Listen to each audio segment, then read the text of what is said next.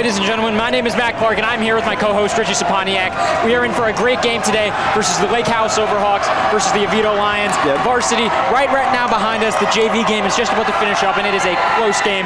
But let's talk about this varsity team.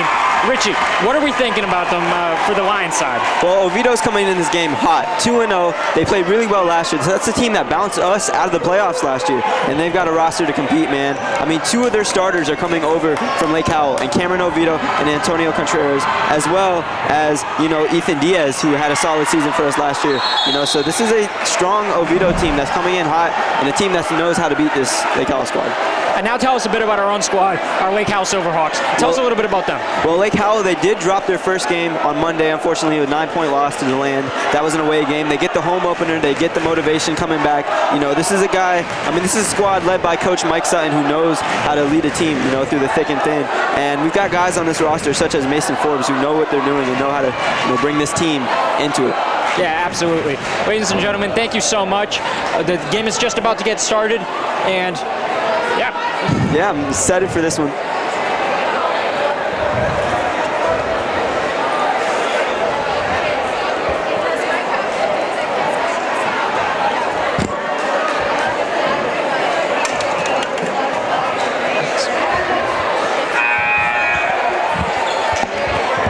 Well, you guys get to catch the end of the JV game.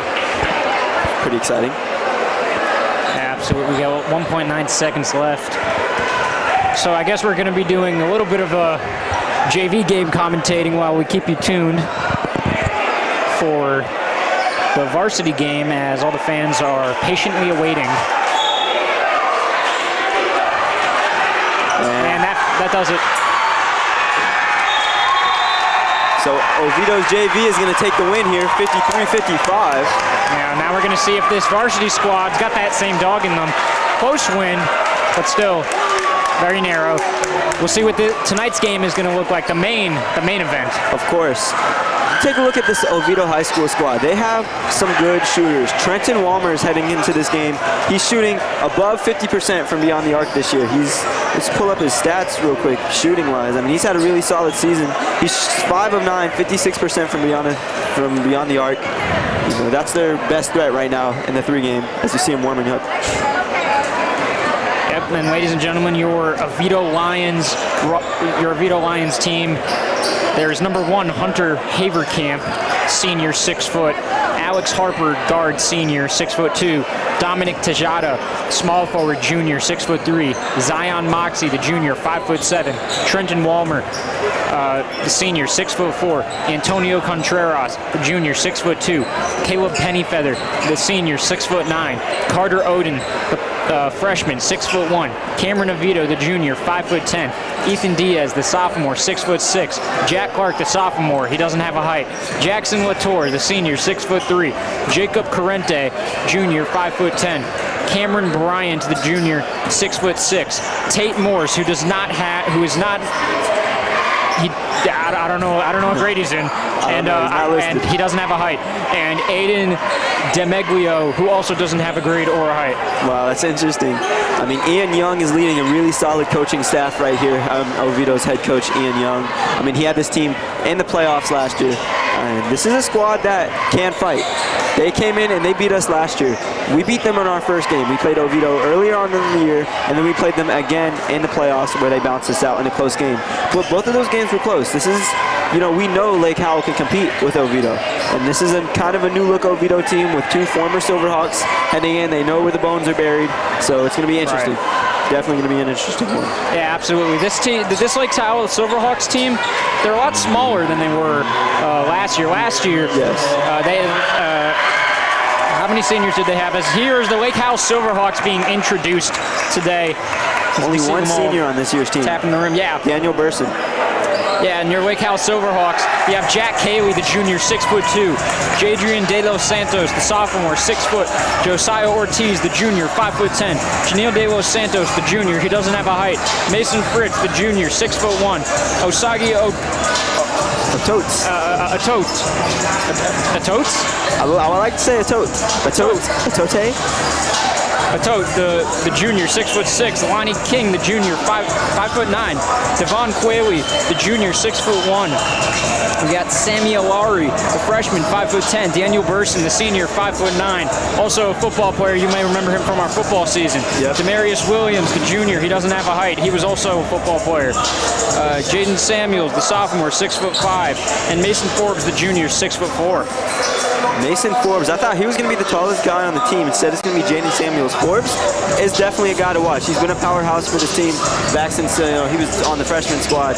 Been catching a couple of his games.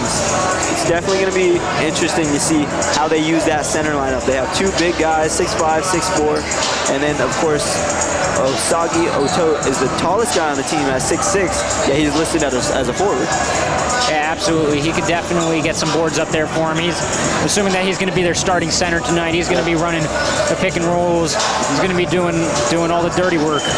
Yeah, my guy to watch for Oviedo, of course, we were talking about Walmer earlier, the lights-out shooter, but Caleb Pennyfeather, he's 6'9", 190. He's one of their leading scorers. He's going to lead this team tonight. He's huge, 6'9", and they got him playing, they have him listed as a forward and a guard. Wow, that's insane. Imagine going up against him, and you're the point guard. One of our point guards is about 5'9". That'd be an insane matchup. I mean, think of the big point guards in NBA history. You think of guys like Ben Simmons, who's a damn near 7 feet. You have Magic Johnson, who revolutionized the position with his ability to pass the ball, facilitate the fast break, facilitated some of the best offenses ever. Was able to win 5 championships. Yep. We'll see if we could see any shades of that in Pennyfeather tonight. As for this Lake Howell squad, we do have some guys that can shoot the lights out. It's going to be interesting to see the use of the perimeter for this offense. Absolutely. I mean, if you're looking at this Lions team in warm-ups, they're definitely locked in. They're making their layups. They're making their jump shots. They're making their pull-up jump shots. Just really... just got to see what the coach has in store, because a lot of teams have the talent, they just don't have the coaching. We will see what head coach Ian Young will have in store for this Lions team. I mean, these guys got the rim grazer dunk package. They're throwing it down over here. Yeah, I know. Hopefully they spend some VC on attributes and not just accessories. Yeah, of course.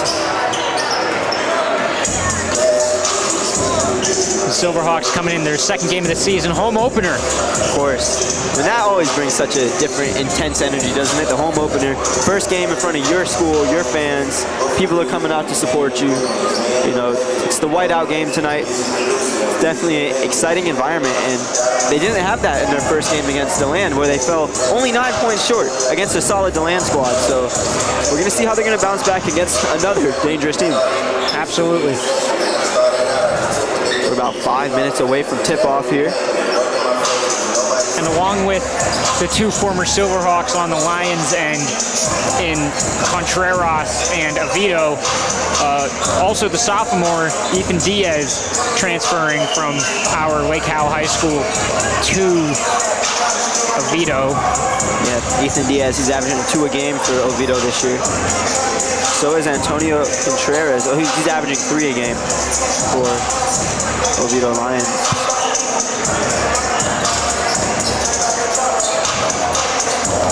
Leading this team in scoring is Harper, the senior. He's got 26 on the year. Pennyfeather, the guy we were talking about earlier, the senior, he's got 17 on the year. You're saying like he's averaging 17 or he scored 16? He scored 17 total in the 2 games they've played this year. Gotcha. Yep. Gotcha. So he's averaging 8.5 points per game this season. Of course.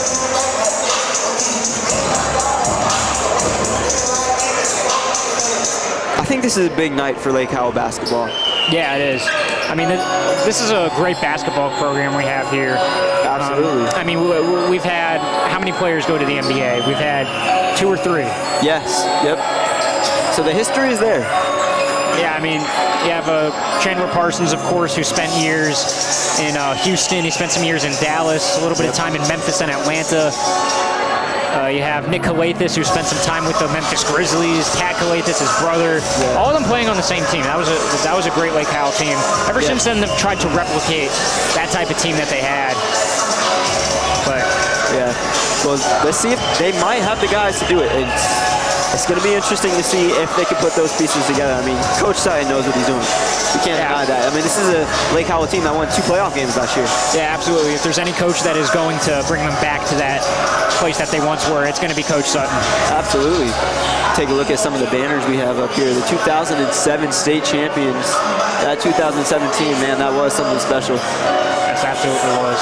I was 2 years old. I believe I was 1. Yep, I was born in 06. I mean, I wasn't even 2 yet. I was turning 2. Yeah, I was probably about to hit my first birthday. Yeah, it's gonna be interesting. Chandler Parsons now retired. You'll see him in advertisements now for the injury law firms after suffering a major car accident that ultimately ended his career in 2020 with the Atlanta Hawks.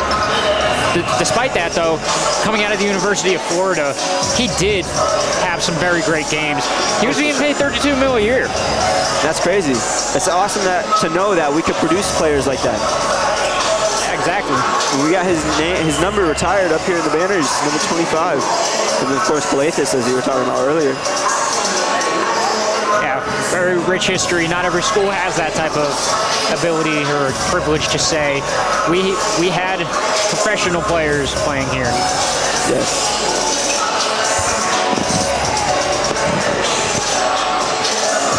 Outside of that, for Oviedo, do you know anything about any of their alumni? Not that comes to mind. I'm not sure if their history is as rich as Lake Howell as it might be. I mean, this is a Lake Howell team that even the girls have had like a lot of success. Yeah, absolutely. A good history. The 2009 state champs. They've had one player go professional, Ronnie Murphy, who quite a while ago, he spent a couple years with Portland. But when it comes to football, they've definitely had, they had the #1 quarterback. Yeah, Bortles came out of there, right? Yep, Blake Bortles played starter for Jacksonville. Yep. Started for Jacksonville and spent some time with the Rams, spent a little bit of time with the Packers, Saints, right? The Packers, Broncos, and yes, with the Saints before ultimately retiring recently. So yeah, Oviedo has history in football. Today we're going to see what they can do with their hoops. Yep, of course. Man, they really get into it over here with Oviedo. Look at their squad, just getting ready to celebrate. We're less than a minute now from tip-off here from Lake Howell. Just such an exciting environment. Yeah, it is. Very much so. We know they pack the football games. The stadium here, the arena here, gym here, all the seats are pretty full. Yeah, exactly. See a lot of people, students and parents, coming out to support their Silverhawks, their kids. Of course, the whiteout game tonight. Absolutely. We are 10 seconds away from getting this one started. Coach Mike Sutton.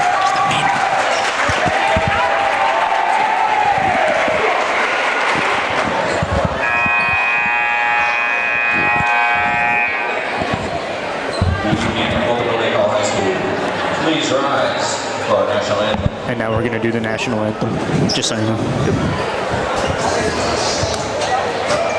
That's not the national anthem.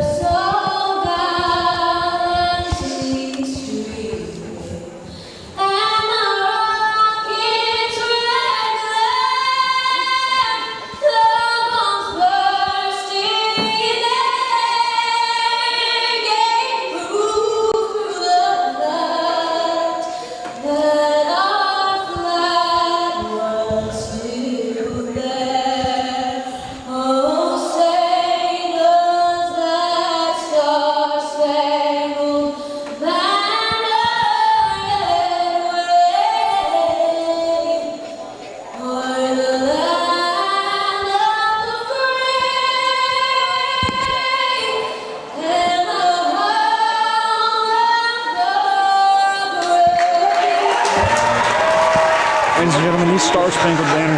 We are ready to get underway tonight. Very excited for tonight's game. This is a new Silverhawks team. You know, if I'm Coach Sutton, I'm telling them the season starts now. We're at home. Absolutely. But this is the time to get comfortable. It's early in the season.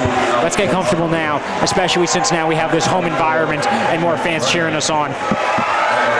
This is the game they're going to want to shine in. I mean, Oviedo, this is such a special team. The way that they've prepared heading into this game, the way that they've played previously, the way they played last year. This is going to be a good opponent. This is a good test for this Lake Howell team to see how hard they can bounce back. Yeah, absolutely. Now, this is very much also a developing team, as you mentioned earlier, only one senior on this team being Daniel Burson. As here we have our Lake Howell Silverhawks.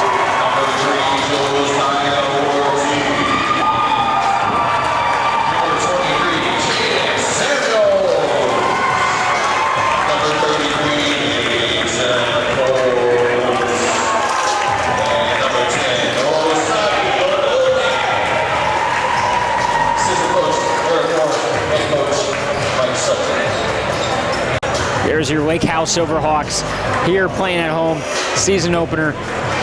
Our starters, as you saw, you have Santos. That's the guy to watch.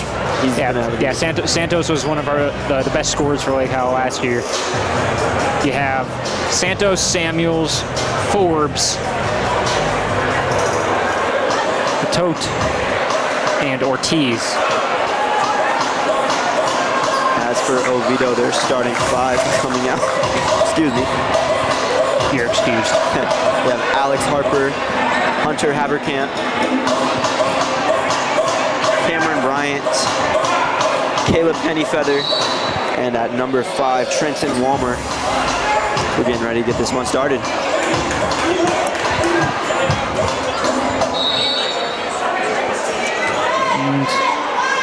There we go, ladies and gentlemen. We are underway as the Lions win the tip-off. Here we see number 1, Hunter Haverkamp. Haverkamp trying to make something happen. There's Harper, loses it. Stolen by Ortiz. Ortiz pushing the ball. Early turnover, good sign for Lake Howell. Very good. Very, very good. There's a Tote trying to make something happen at the top of the key.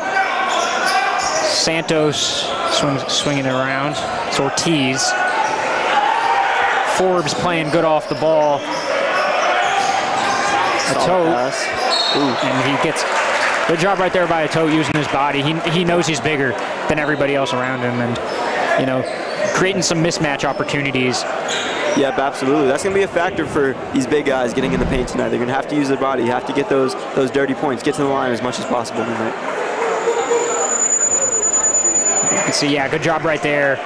Using. You see right there, he puts his arms up, and he knows that the guy is going to try to block the shot. Missed it. So he knows he's going to end up hitting me because I'm too big. Misses them both. Goes for 2 to start. And Coach Sutton made sure to emphasize that they made their free throws. Got a foul there.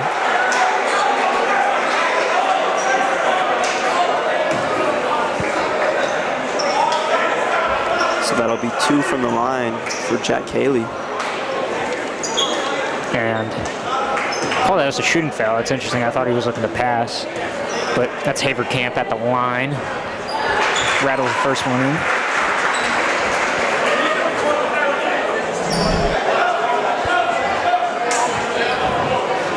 Here, Haverkamp having a solid season. Having a good start. He's averaging 11 points per game, but just missed the free throw right there. Good rebound there from a Tote.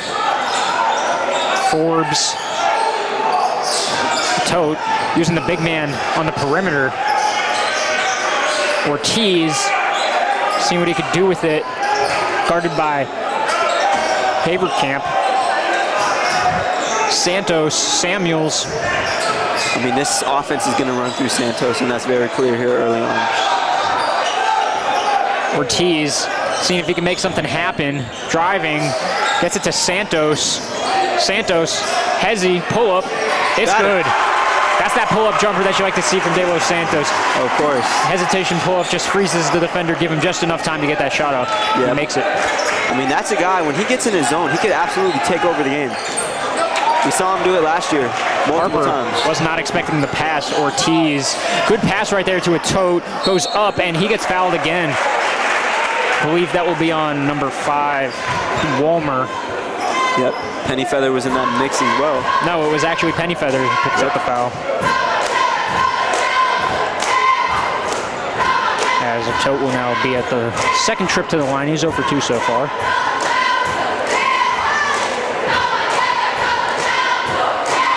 And he misses his 3rd free throw of the day.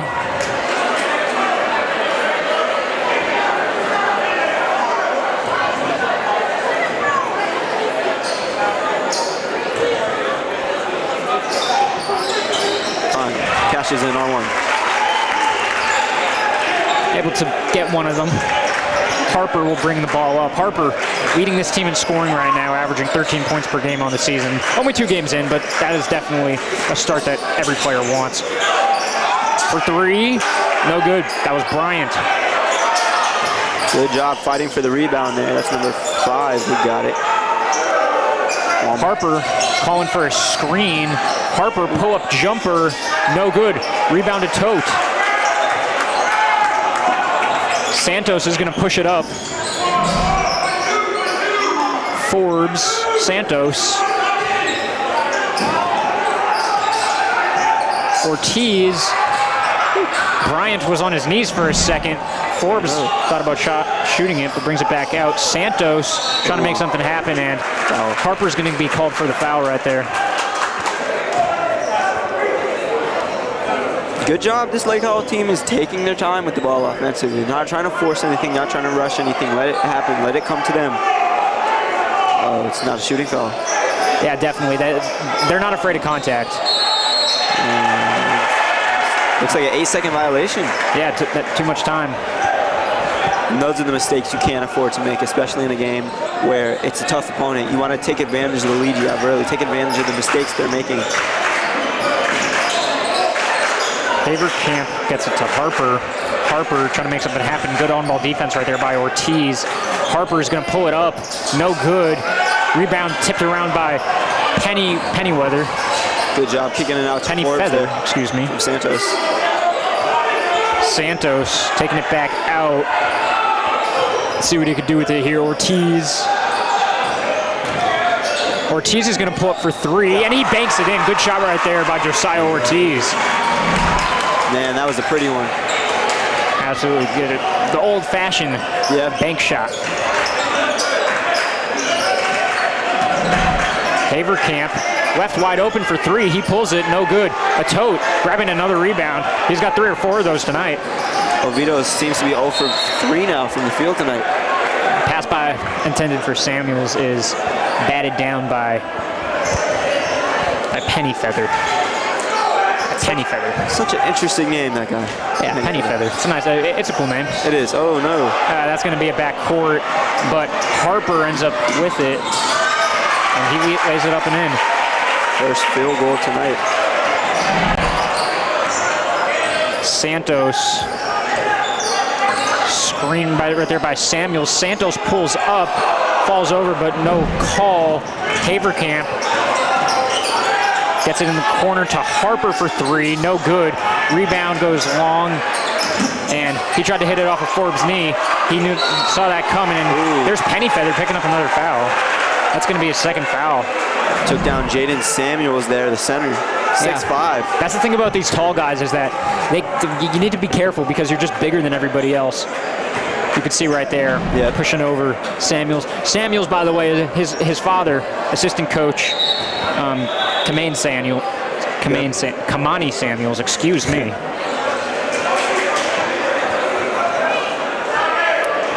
Yeah, he did I interviewed him earlier this week. Coach Samuels talked about how he's very familiar with this Oviedo team. He says they play very hard. He knows a lot of kids from this team, which makes sense considering that they have 3 former Silverhawks. Of course. A tote. A tote, no good. You can see him using that aggression there, trying to get to the rack.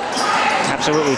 Haverkamp passes right there to number 5. That's Walmer, who just missed a 3. Santos is going to push it up, back up the court. Santos gets it to Forbes, guarded by his former teammate. Oh yeah, Antonio did check in. Samuels to the bucket, and it rolls up, and it's good. Jaden Samuels making an impact early. Just checked in the game too. Looks like he's holding down that center Spin position. move right there by Haverkamp. Good move, and he gets the layup. Good move right there, creating extra space with that inside foot and able to jump and get them just off guard with his athleticism. Ortiz drives in, passes out. That's a tote for 3. No good. Hits the side of the rim. Haverkamp goes behind the back. There's Bryant trying to make something happen. Call. No good. He had his hand straight up. That's not a foul. Santos is bringing it back up, pushing it. The pace is starting to go a little bit higher up here. It's starting to become a little bit more tense. He goes the other way on the screen, passes it out. Ortiz, Forbes. You see Ortiz and Forbes are right there in the same corner. You need better spacing than that because one of them could have been open for a shot. Absolutely. Samuels. There's Santos getting into the corner to Forbes, who hits the corner 3. Takes a look at the Oviedo bench. And Oviedo calls timeout. Might be staring down some of his former teammates. Lake Howell holding a 6-point lead right now. Coach Young is really talking to his point guard right there, Haverkamp. And they've made some plays. They've got the ball into the paint. Talking about Oviedo here. They just haven't really fully been able to capitalize. Only 2 shots landing from the field tonight. Yeah, absolutely. Yeah, Oviedo has definitely not looked like a 2-0 team in these first couple minutes, but Silverhawks, they're coming out strong. Absolutely. And to be fair, Lake Howell hasn't looked like a 0 team right now. You know, they came in close loss last week. Let's take a look at the 3 Here right we have here the from Forbes. 3-pointer by Forbes as we look at this Came off a backwards. beautiful pass too. I mean, Yeah, great pass right there. Good job recognizing that he caught his defender off guard. He able to use his gravity to attract one guy to right over to him. Able to hit his man in the corner for 3. Absolutely. I mean, that was a beautiful, just all-around ball movement. Has been really well for Lake Howell so far tonight. They've been passing it. They haven't been rushing these offensive possessions, and it's usually going to end in 3 or end in a attempt to get at the line. Because these guys have been big out here, using their bodies, using their shoulders to get that contact, draw the contact, and get to the line. Yeah, absolutely. We got the teams coming back out. Ladies and gentlemen, tonight's broadcast is sponsored by Air. Make sure you breathe. Make sure you breathe. That's a important message. And what is this advertisement? This is the game where players are breathing. Yes, it is. Pushing it up, checking in is number 4, Zion Moxie. There's Harper, able to get it back out to Walmer. Antonio Contreras. Oh, Harper, good defense right there by Forbes, and they call that a foul. you might have to check the replay on that one. Yeah, no, he feels like it was a clean block, but I think run that one back. I think they called it on Forbes. I believe that was on Forbes. You can't really tell from there. But looking to capitalize regardless. Harper at the line. First one is up. It is short. There's former Silverhawk Ethan Diaz checking in for number 5, Trenton Walmer. Harper see if he could go 1 for 2. Oh, That is what happens, and the call looks to be on Forbes. yeah, they do. They call it on Forbes. No, wait a minute. Did they call it on? I think they called it actually on number 12 there, Devon Cayley. And it's going to be Oviedo basketball. Cayley. Wow. Moxie on the inbound. There's Bryant who's getting it to Harper. Bryant gets it to Moxie. Harper, Oh, good block right there. that was nice. Good interior presence. That's called roaming right there. Lake Howell basketball, as it should be. Yeah, some of the best roamers in NBA history. Guys like Hakeem Olajuwon, Bill Russell, Tim Duncan, David Robinson, Kevin Garnett, Marcus Camby. Even guys like Bill Laimbeer were great roamers. As Santos kicks it out to Forbes. He's been waiting. Quayle, Santos, crossover, trying to make something happen.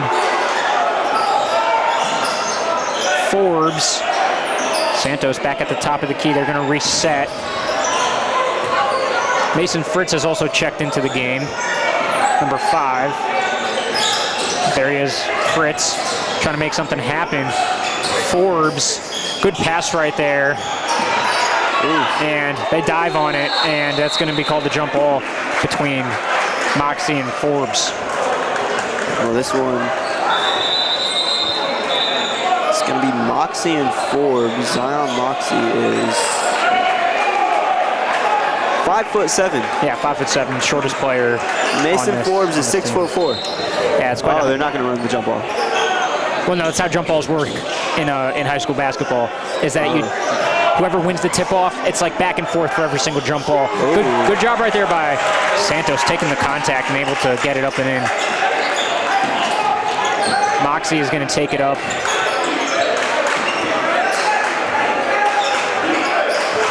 Oviedo's had some trouble getting inside and scoring tonight.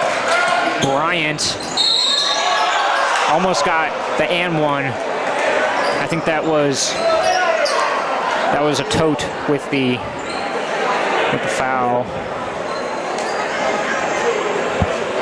So 13-6, under 27 seconds to play in this first quarter. Bryant, number 24, misses the free throw. Samuel's going to check back in.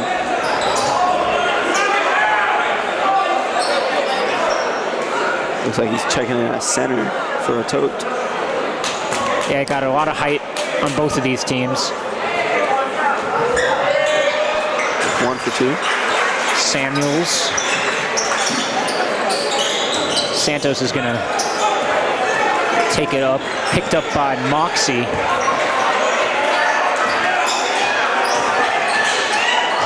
Santos gets it out. That three-pointer is up and no good right there by Quayle. Rebound by Contreras. Yeah, we had some inside sources saying that Contreras right there, who goes up and misses, as that is no good right there by Bryant. Yeah, we had some inside sources tell us that Contreras actually did not. The only reason why he transferred from Lake Howell to Oviedo was because he couldn't make varsity here. Wow. Now, I don't understand, or not that I don't understand, these sources may not be the most reliable, but the rumor's out there. Yeah, it is. And if you know that rumor's out there, that's going to make you play with a chip on your shoulder if you're Contreras.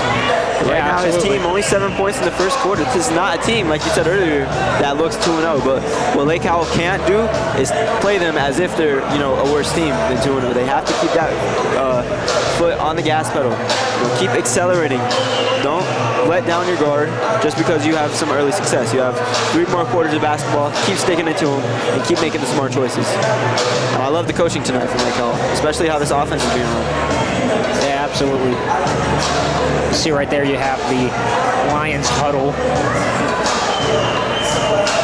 It's a really good team that they got there. Really good. Yep. Coach Ian Young. Yeah, 2-0 so far, so they've come off to a stronger start to the season. Here they are trailing by 6 in the quarter. I mean, in the sport of basketball, a 6-point lead could be erased like that. Quite easily. That's why, like I was saying, like how they have to keep their foot on the gas pedal. The first quarter could have been, slower with the scoring, could have been more of a feeling out process. We saw that with the JV game. Haverkamp is going to take it up. Bryant gets it to Harper. Haverkamp running some motion here. You see they're moving off the ball to maybe open the floor a bit more, as that was Fritz who was looking for the steal, didn't end up getting it. Bryant ends up taking it back out.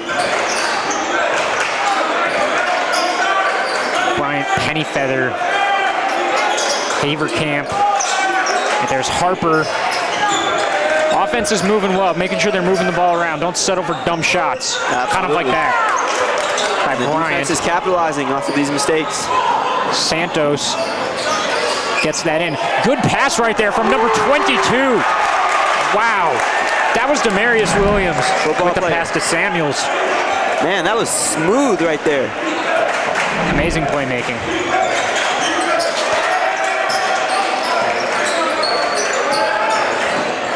Drive.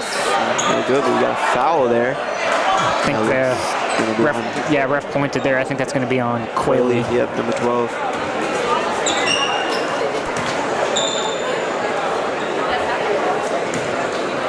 Comfortable lead so far, but like I was saying, you got to continue to stick on them. The offense, they're moving the ball well. They're not playing sloppy. They're not making bad turnovers, bad mistakes. Yeah, I mean, no lead is safe. I mean, just I think it was last week, the Miami Heat were leading the Chicago Bulls. I saw that. Like 23-2 in the first quarter. They ended up losing that game. See some crazy comebacks this NBA season. I feel like we just saw Golden State choke the lead not too long ago. They were up really large. But you know who Chicago didn't come back to? The Celtics? Yep, last night. I saw the NBA play-in tournament. I saw that. Yeah, playing tournament has been fun so far. But I think Lake Howell basketball is better. Oh, absolutely. I mean, look at this. Santos trying to go somewhere with it. Pull-up jumper, no good. Penny Feather. Ooh. Ball popping trying around. to game a hot potato. Lake Howell ball. Yeah, Penny Feather just wasn't able to get two hands on the ball and get his footing down. As a tote, the roamer for this team, is going to come into the game, and as well as Forbes.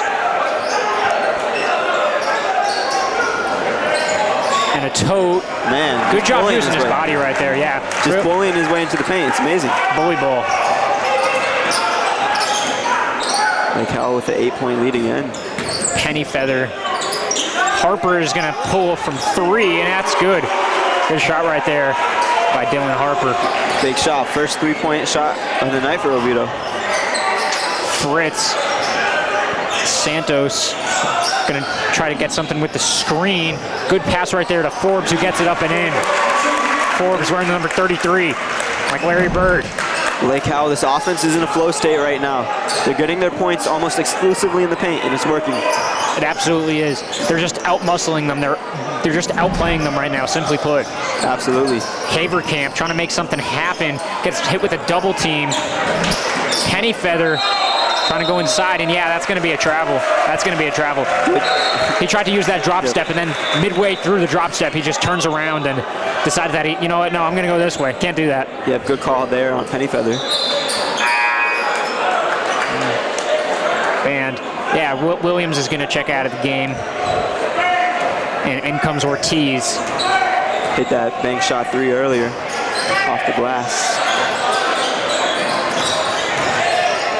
Ortiz thought that he had a tote.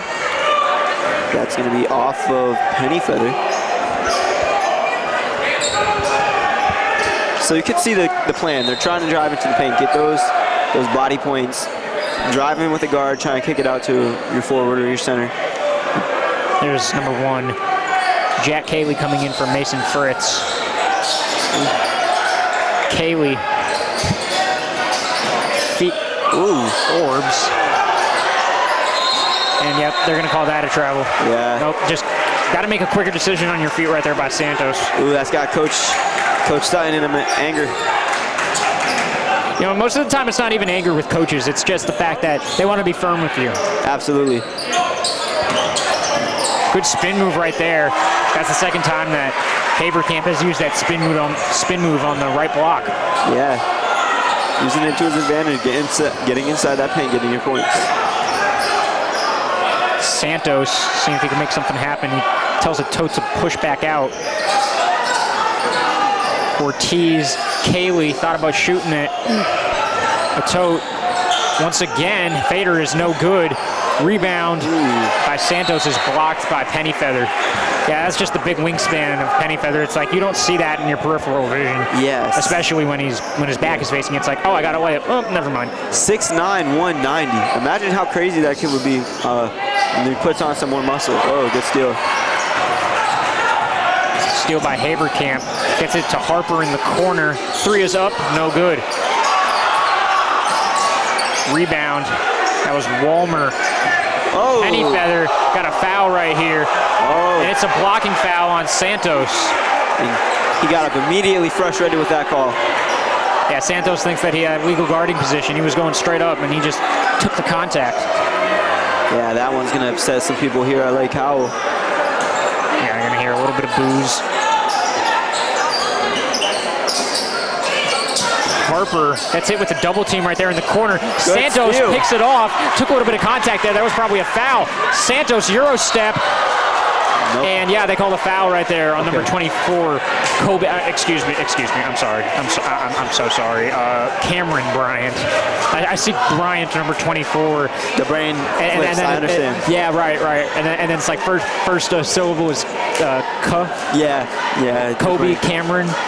It's like I think of the late great Kobe Bryant. Of course. Yeah, I won't hold that one against you. Anyone would have No, paid that. absolutely not. I grew up watching Kobe, one of the all-time greats. Oh, Santos. You know who else is an all-time great? Janil De Los Santos. Yes, future in the making. Exactly.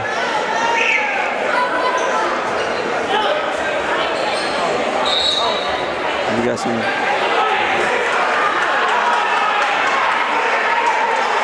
There is number 12. We don't have a number 12 on our roster, ladies and gentlemen. We don't know who that is. It's probably Tate Morse or Aiden DeMeglio. Fritz gets the rebound off of the missed free throws by Santos.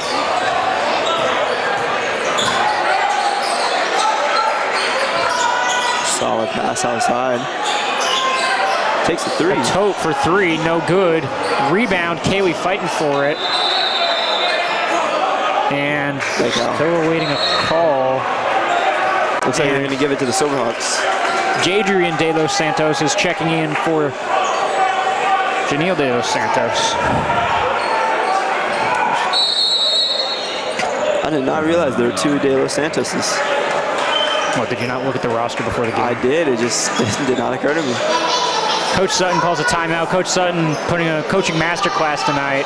Oh, absolutely. This offense is being coached really well, but this defense, you have to give them credit. Only allowing 14 points through 2.5 quarters. This is a defense that's really bringing it to Oviedo. Oviedo's had their moments. They've gotten their solid moves to get to the paint, but overall, it's been a really good defensive effort from both teams, but mainly Lake Howell.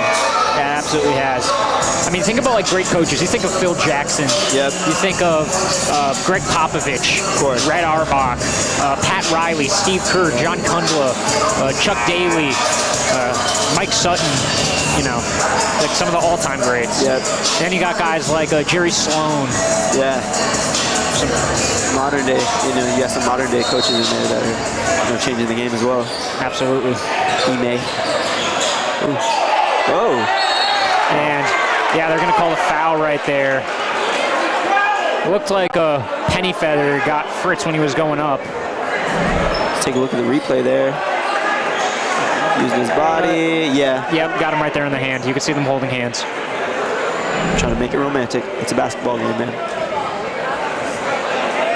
Fritz makes the first free throw. Diaz is going to check back in for John Doe. We've yet to see former Silverhawk Cameron Oviedo check into the game. 2 for 2 on the attempts there. Haverkamp. Diaz, Haverkamp. That was a backcourt. Not a heads-up play right there by Diaz. You gotta know better. 7-point Silverhawk lead, and the more and more they capitalize off of these mistakes, the more and more they're gonna take a bigger lead and keep that momentum on their side. Diaz is gonna check back out.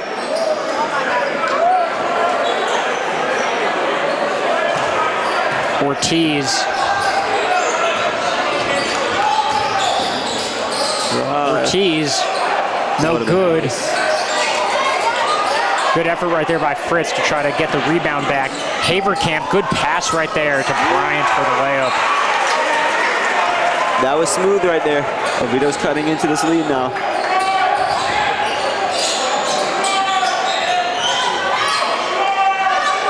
Fritz, a tote, trying to make something happen.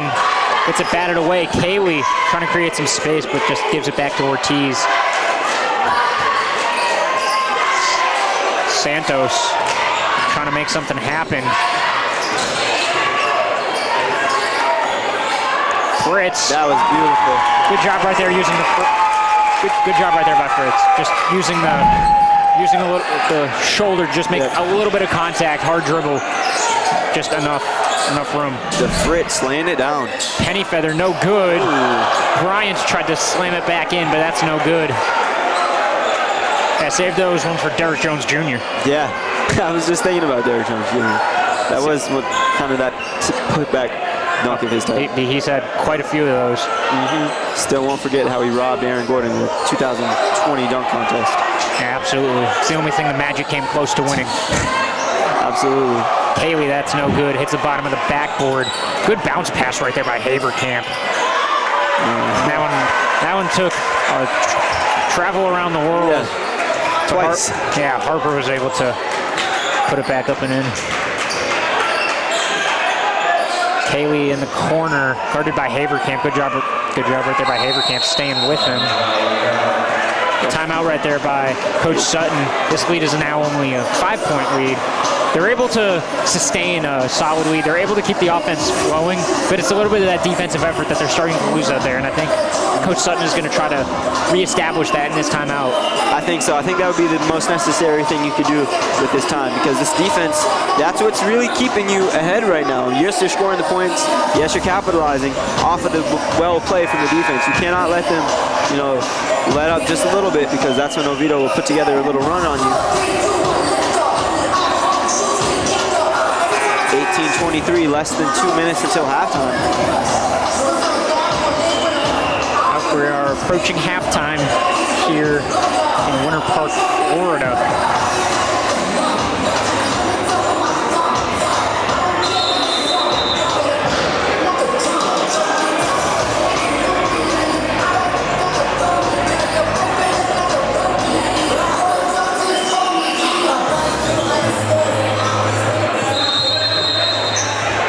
Forbes on the inbound. Santos picked up by Harper.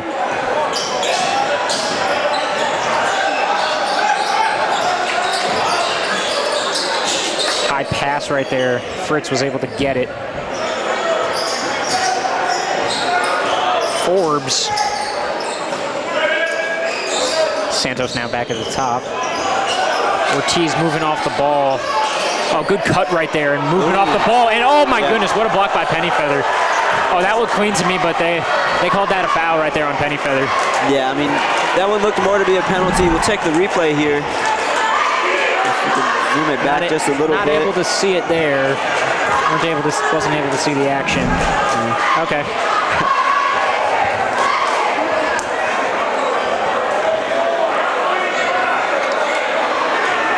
Here's a tote. Oh no. Free throw is no good. Just 1 for 5 from the line. Yeah, that's got to be a little problem he has to fix. He hasn't been shooting well tonight.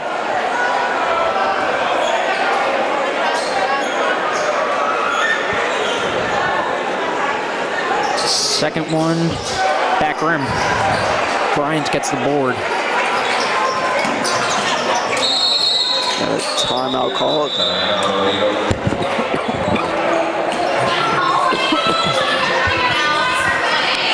Timeout there from Coach Young.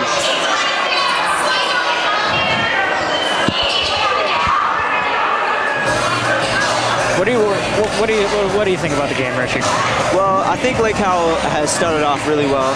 I like how their offense is playing. The offenses look good. Don't get me wrong. They just haven't really had that consistency of getting a strong offensive possession each time they're in their area getting ready to score. Meanwhile, the defense has looked really well to me tonight. Only 18 points through 2.5 quarters. Almost 3 whole quarters, only less than 20 points. This is a strong defensive effort, and they have to keep this up throughout the 4 quarters. Absolutely. Yeah, 100% they do. What do you think about how the defense is looking tonight? I think the defense has been very good so far. They're making good switches, playing good off-ball defense. Atota's been crucial as a roamer today. Also, just the presence of Samuels, tall guy, 6'6". Definitely, just the fact that you have somebody down there. It just makes a more intimidating presence in the paint. The most important aspect of defense has always been rim protection. Basketball has evolved, but that's one thing that hasn't changed, is that taking away the most efficient shot in basketball has always been more valuable than any wing perimeter defense. Oh, absolutely. I agree. I mean, the best defenders in NBA history are big men. That's not a mistake. I was thinking Dikembe Mutombo. Absolutely. This is huge for him. Haber camp. Travel. It's called for a travel. 1:02 left in the half.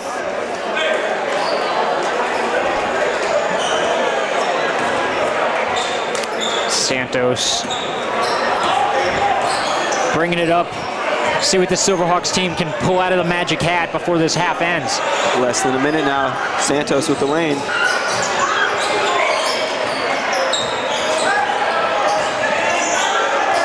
He's creating that separation. Yeah, he definitely is. I think he's looking for something, and he saw it right there. That's no good. Samuels got it stripped. Yeah, Samuels got it, and then he lost it. Bounce pass back to Howell. Good pass.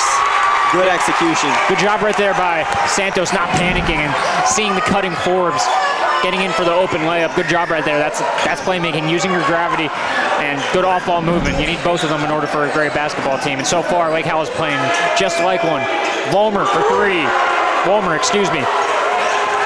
He gets it. 9, 8, 7. Santos. He doesn't got that much time. To work. Santos. It's good. And that'll do it. What a play by Janil De Los Santos to finish the half, getting the contact layup. Did we get a timeout? I mean, the clock kept running after Santos made the layup, so they should have stopped the clock, but it looks like they're just going to live with it, as there was only there was fractions of a second left. Yeah. No reason to, you don't have to play that. So the Silverhawks have a 4-point lead heading into half. Stay tuned for some halftime entertainment from presumably the cheerleaders.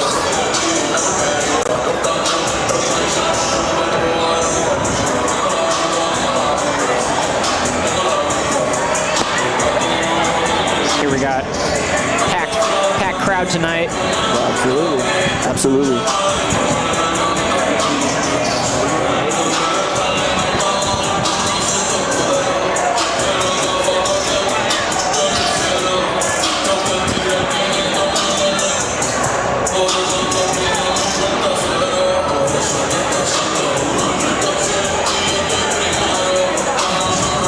Ladies and gentlemen, we will be back with you in just a second.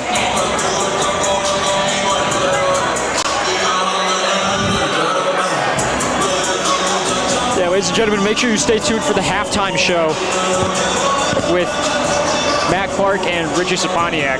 Best halftime entertainers out there. Yeah, absolutely. They're great at what they do.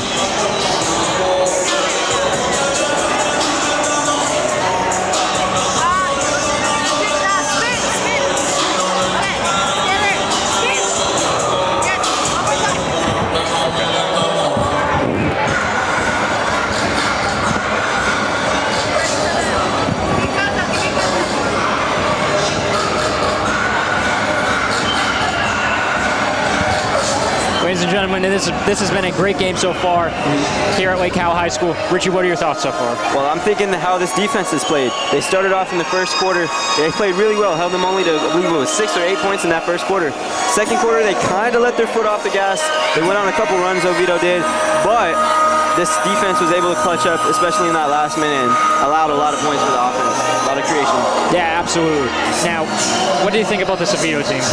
Oviedo has come out, they've looked a little short so far, which is surprising. 2-0, 2 wins on the year, but those were close wins. This is a team that Lake Howell knew that they have, the advantage on, the chance to beat, especially with the momentum, the home opening. So I think that might be getting to Oviedo tonight. Yeah, absolutely. Now, what do you think about the coaching so far on both sides? Coaching, I mean, coach for Lake Howell, sorry, Coach Sutton, he's coached up a brilliant game plan right now. I mean, you can't deny how well this offense has looked under him, under his play calls. You forgot his name? Just for a split second, I'm sorry, Coach, I'm sorry. I interviewed you last year and everything, I apologize. What about for Oviedo's coaching? What do you have to think about that?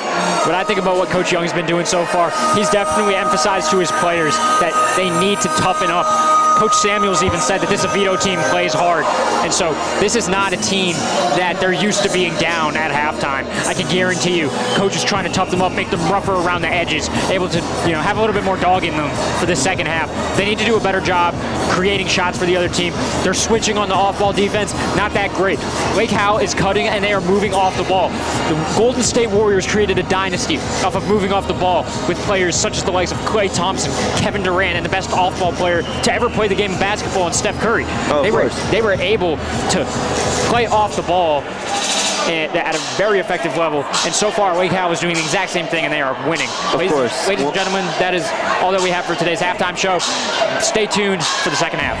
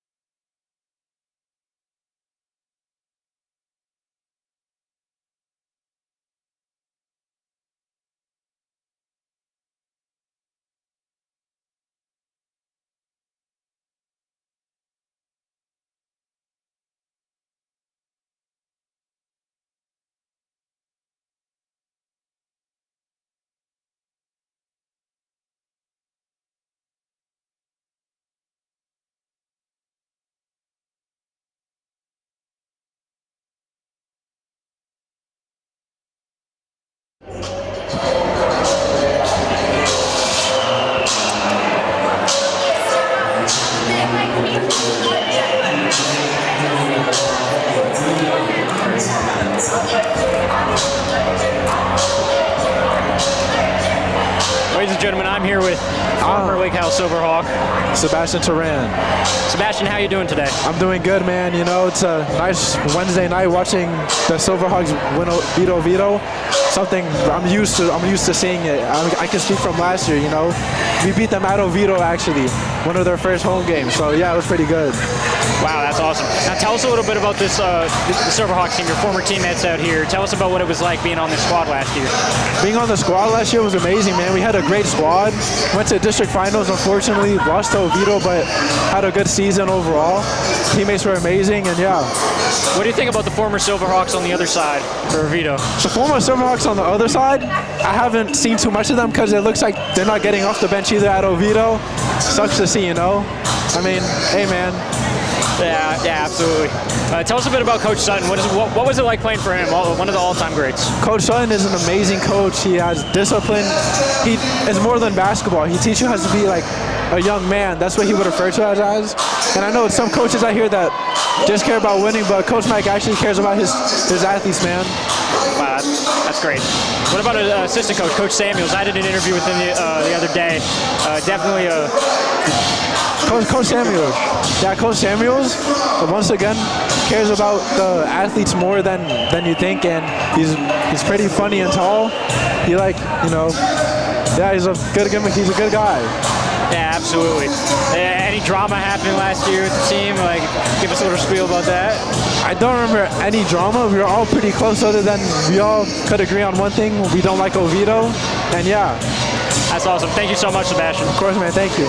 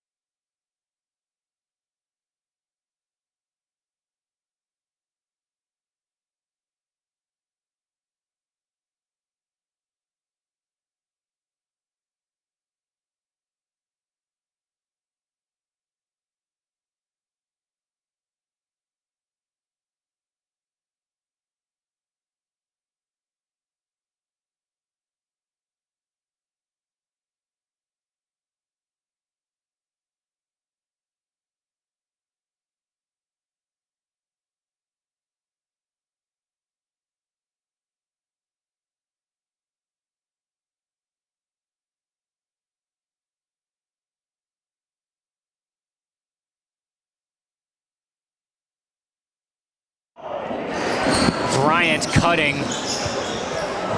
able to use the odd angle to his advantage, able to get it up and good. First points of the second half. Santos, a tote, trying to make something happen. Clearly, he was on the floor. Forbes, Almost went his way. back rim. It's Haverkamp taking it back out, and he lost it. Bryant able to recover it. No good. That was penny feather. Richie, are you okay? I'm okay. My voice keeps cracking for some reason. I don't know what's going on with me. Wow. Speaking of being cracked, this Silverhawks team has been on point shooting the ball today. Oh, absolutely. I mean, they've just got to take their opportunities.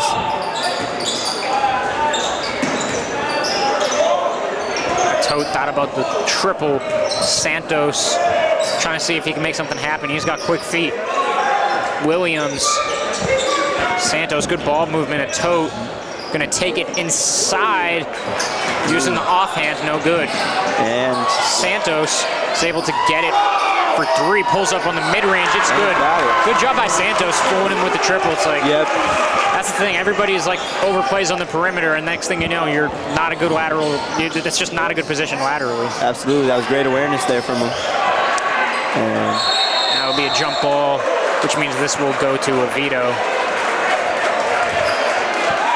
that's interesting. How does that work? The high school jump ball? Okay, so Oviedo won the jump ball, right? Mm-hmm. The next jump ball that we got is Silverhawks. And okay. now, during this jump ball, it's Oviedo. So if there's a jump ball, the next time during the game, it doesn't matter like who has better position at the. No, it doesn't matter. You don't actually do the jump ball. Yeah, physical jump ball. Okay, I understand. Right.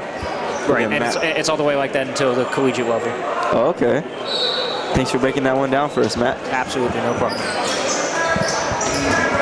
Penny Feather got the inbound, and yeah, that was a deep three right there. Yeah. That Wilmer thought about as there was a foul called.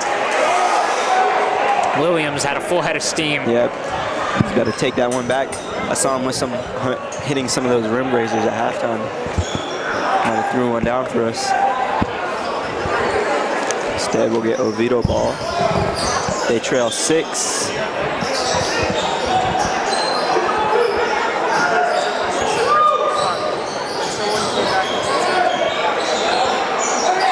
Rebound there, a Tote. Good job fighting for that rebound over 2 Oviedo guys.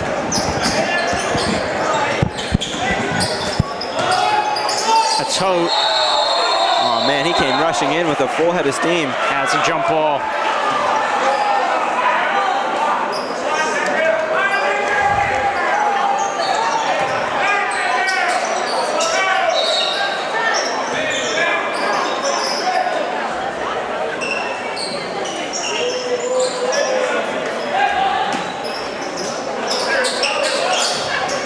Good pass right there. Santos holding his Santos is slow to get up. And oh, what a dunk right there by number 24.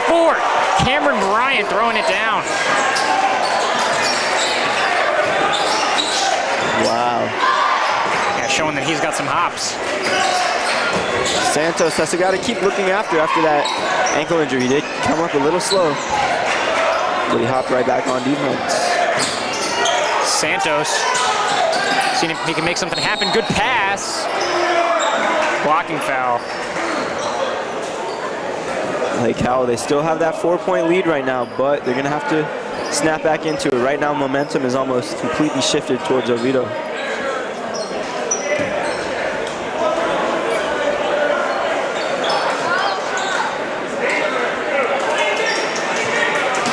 Ortiz. And they're going to call that a foul on Fritz. Wow, so sloppy start to the second half for Lake Howell so far. Yeah, absolutely. As Tote will check out and Williams will come in. Excuse me, Samuels.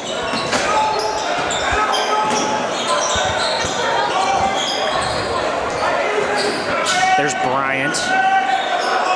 Haverkamp open for 3. Got it. Good shot right there by Hunter Haverkamp. Haverkamp has been shooting well this year. 2 for 4, 50% heading into this game on his three-point shots. Yeah, absolutely. It's only a 1 point. Oh, that one got rejected. Yeah, only a 1 point lead now for the Silverhawks. They went from 7 and they cut it back down to 1 with plenty of time left to play in this game.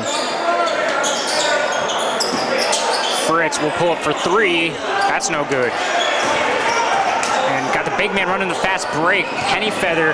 Wow. Good pass right there to Bryant. That's a... Yeah, you got to call a timeout if you're the coach. No. He's not allowed to do that. That's a basket interference. Yeah, because he... Wow. That was plain and obvious. Santos will take the 3. Got it. They call an offensive foul. Are you kidding me? Illegal, wow, are you kidding me? an illegal screen. An illegal screen. Unfortunate sequence right there, as they don't call the offensive basket interference, and then they call the illegal screen right there, and Santos ended up making that triple. So there you go. I mean, do the math. They gave up 2 points on the dunk, and then technically gave up 3 points of their own on the 3. Unfortunate sequence again. So, man, that was a rough sequence there for the Silverhawks. They need a bounce back. They need to shake back from this. Pull up, no good. Samuels, good job fighting there for the rebound. Santos, full head of steam. Fritz. No call. Another no call. Harper. Good job right there by Haverkamp. Yeah, I'm taking a timeout right now if I'm Lake Howell. You got to get... Yep, he's calling timeout. Yeah, you have to get back in the mindset. Coach is upset. Can't tell if it's with the referees, his team. It's probably a little bit upset with both. Yeah. I mean, this is high school ball. You're always going to want your players to do better. Absolutely. So, of course, he's always going to want to be pushing them. There will never be a time where Coach Sutton or Coach Samuels will not be pushing this Silverhawks team. No, I absolutely agree.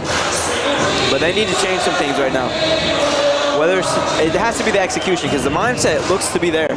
It's just they're not executing as cleanly right now as they were in the first half, and now they have their biggest deficit in the game.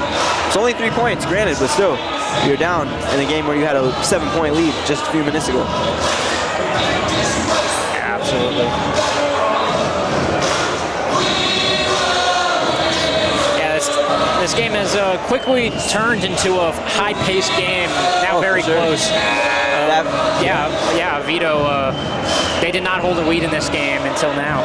Absolutely. I mean, it started off as that feeling out process. You see that with a lot of sports. You see that football, the first couple drives aren't as high pace. You know, you can see it in a lot of combat sports such as boxing. You just feel them out a little bit. That first half, just kind of seeing what you have, seeing your opponent, and take the points that are there. And then right now, it's absolutely escalated to a full-on where if you start missing and you go down in this game, that could be it. You dig yourself in a hole that you can't get out of. Ortiz is in the game now. Santos, screen from a tote. It's going to roll. Santos will pull up for 3. That's no good. Ooh. And Santos trying to get the ball. And that right there, no good. And wow, got his own board. No good.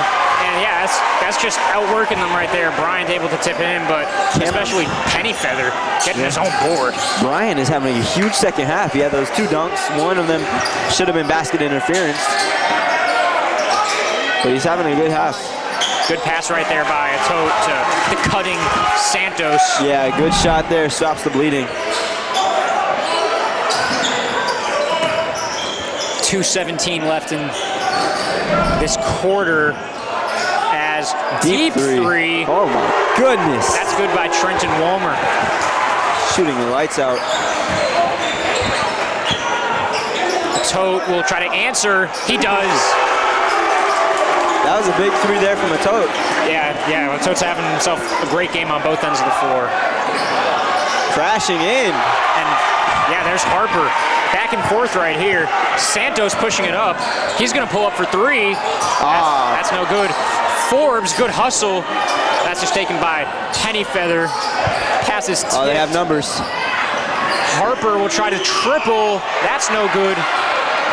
Forbes tried to get the board. Bryant misses the layup. And that's up and it's good by Pennyfeather.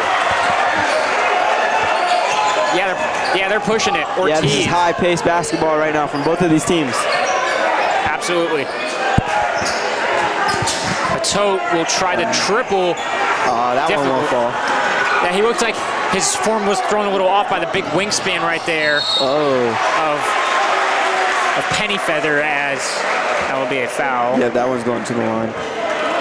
The Silverhawks have done a good job coming out of the timeout. I think so.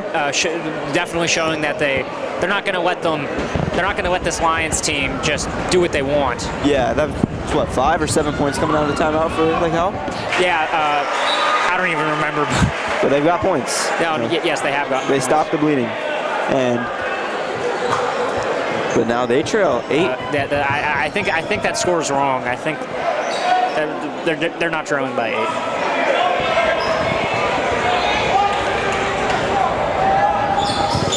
Second free throw is good. I don't think they have. I could have sworn they just had 38 a second ago. Maybe I'm mistaken though. Under a minute now to play in this third quarter. So Santos, good drive. Yeah, good drive getting to the hole. Williams is in the game, number 22. Coach Sutton praised his defense. I was talking with him the other day. Bryant will go baseline. Wow. That's blocked right there by number 10, a Tote. I mean, he's having a big presence tonight. His presence is definitely felt. Absolutely. So if that score is accurate, it's a 7-point game. Yeah, I believe it is because they're not changing it. Bryant at the top of the key. Antonio. That would be Lions basketball. One thing I wanted to say earlier coming to the half, a lot of guys who were talking big about this game, the former Silverhawks over on Oviedo sideline, combined for a total of 0 points to the first 3 quarters. Pennyfeather got the inbound. Havenkamp lost it. Santos. Oh. And they've got a little scuffle right here between Havenkamp and a Tote. As Santos was thrown to the ground, and yeah, that's scary. You saw his head hit the ground, and then his teammates had his back right away. Havenkamp just gave him the finger, and he's probably going to get thrown out for that. Oh, for sure. And I think I just saw Walmer give him the finger too. So we're going to see what the refs are going to do. We have security stepping in, just like that. Yeah, you got to. You got to. Reminds me when we saw that scuffle at the football game earlier this year when we were beating the brakes off of some team, 50-0 up, Cypress Creek, something like that. And, just both, squads flooded, charged each other. That was very interesting just now. Yeah, absolutely. As of now, it looks like the penalties are going to be on Oviedo.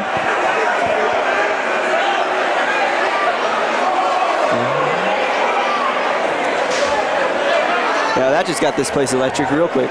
Yeah, this place definitely got excited. And it's the end of the quarter too, so we'll see what that's going to bring. I mean, this could be big. It's kind of weird to think like this, but if some of Oviedo's key players get thrown out of the game for that little scuffle, then that could change the whole rhythm of this thing. I mean, their primary playmaker so far has been Havenkamp. And yeah, a lot of that offense is run through him, and if they take him out of this game. Yeah, see if they'll just assign them a technical or throw them out. No matter what happens, the tensions are high right now, for sure. 100%. Absolutely. And that was a scary fall that Santos took.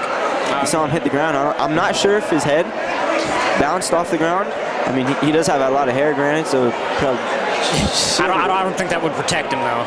Maybe a little bit. It's maybe softened the blow a little bit, but still. I remember when I was in 7th grade, a kid did that to one of my teammates. I came running in from the bench like Isaiah Stewart, and I knocked that boy out cold. But I completely understand the scuffle. It's like I respect it. Oh yeah, for sure. It's not good sportsmanship, but I understand.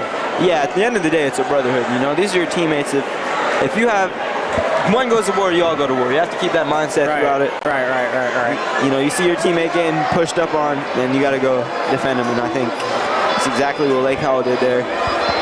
They saw stuff they didn't like, and they said something about it. Now, coaches and the officials are discussing what is going to be the result of the altercation.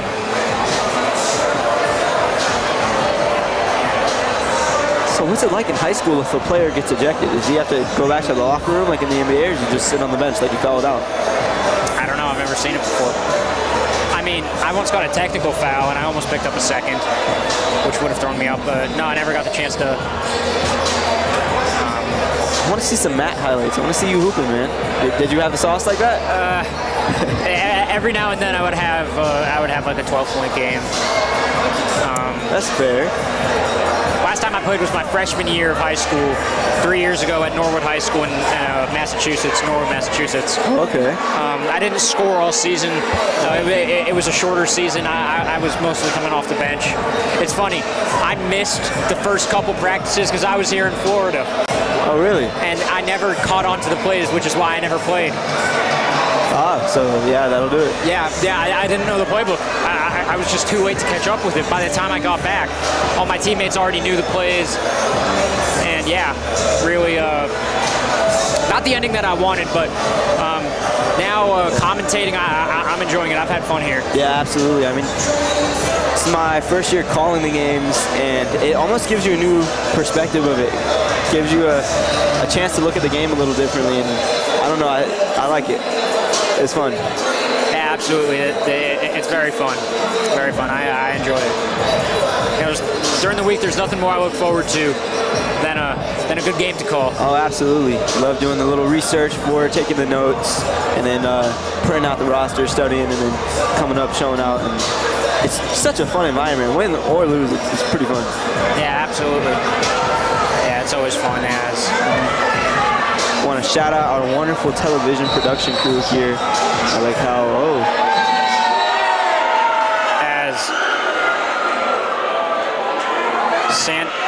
Santos looks like he's going to stay in the game. Are the other two going to get ejected? Yeah, I believe that's Kaylee and Fritz who are leaving the game. And man, that's rough. It must have been a misunderstanding as Santos got thrown out, but started walking back with him. And they're keeping Haverkamp and Walmer in the game after giving them the finger. I don't know about that, man. That doesn't make any sense. I don't know if they saw it. Maybe because they can't. I'm not sure, because I feel like they should just send them back to the locker room. I think flipping somebody off is good enough. Yeah, at the high school level, yeah, you get ejected for an ejection. But again, I'm not so sure if they saw that. That was a little bit after the whole thing ended. I think us having an aerial view, we have an advantage. But like. Yes, that is true. I mean, it's just. Yeah. Maybe there's stuff that we missed as well, because I mean, of course I saw an initial scuffle. I didn't know if they did enough to get kicked out of the game. Yeah. That's one we'll have to look back on when this one's all said and done.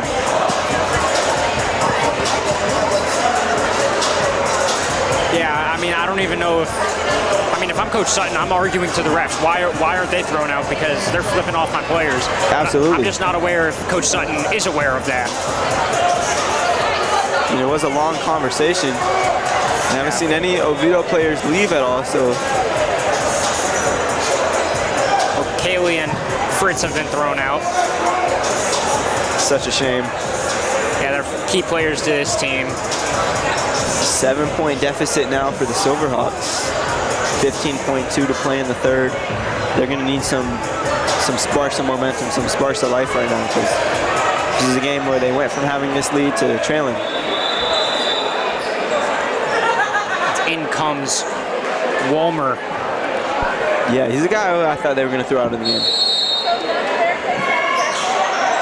But here we are back playing actual basketball as there's only 10 seconds left in the quarter. Harper taking it out. 5 seconds, 4 seconds, 3 seconds. Harper steps back. No good. And that will bring us into the fourth quarter.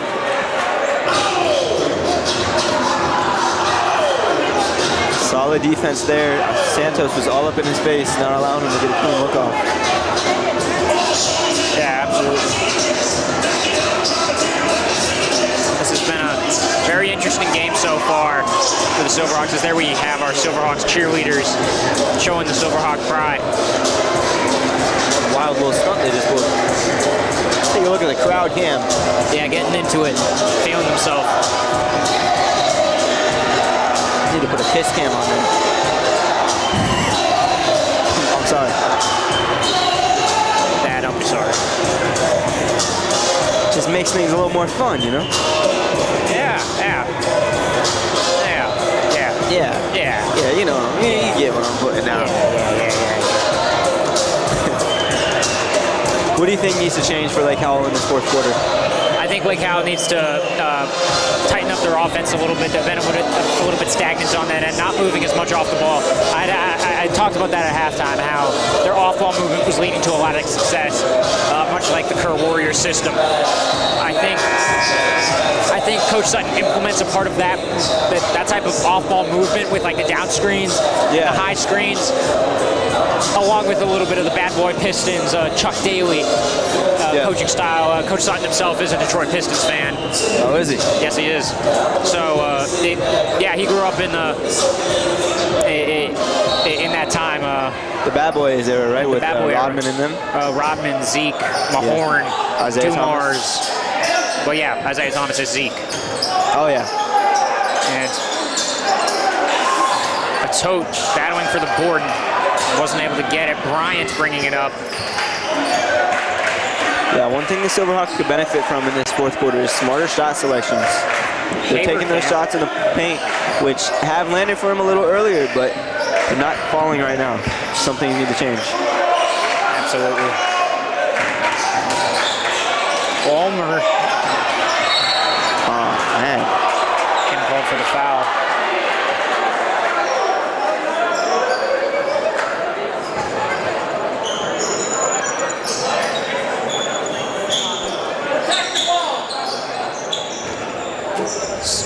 Bryant will be on the inbound.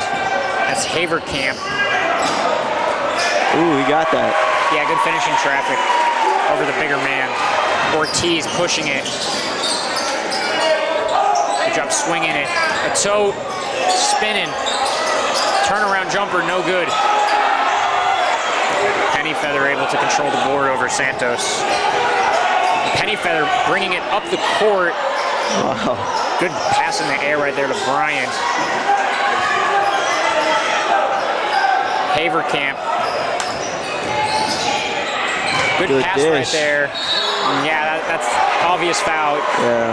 No, Forbes had his hands up, but just the body contact right there. It was enough to initiate the foul. Yeah, it looked like their backs touched on that play. Yep. There's a lot of contact. Shout out to everybody tuning in on YouTube. Shout out to all of you that are tuning in. We thank you so much for watching tonight's game, as this is now a 10-point lead here for the Lions.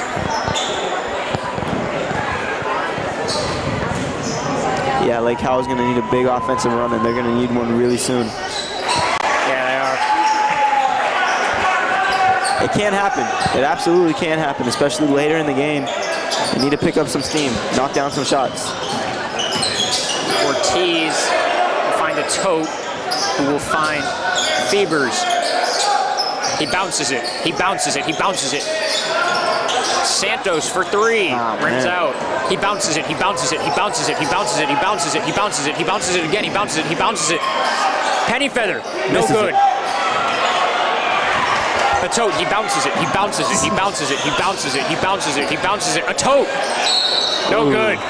Foul. I believe that will be on number 24, Cameron Bryant. Atoa has been to the line more than any player in this game tonight. Yes, he has. And that's such a physical play style. And it works to his advantage if he was knocking down his free throws. Absolutely. I don't want to knock the guy, but those shots are starting to get crucial. When the other points are coming up shy, then you get the opportunity to get the 2 free ones.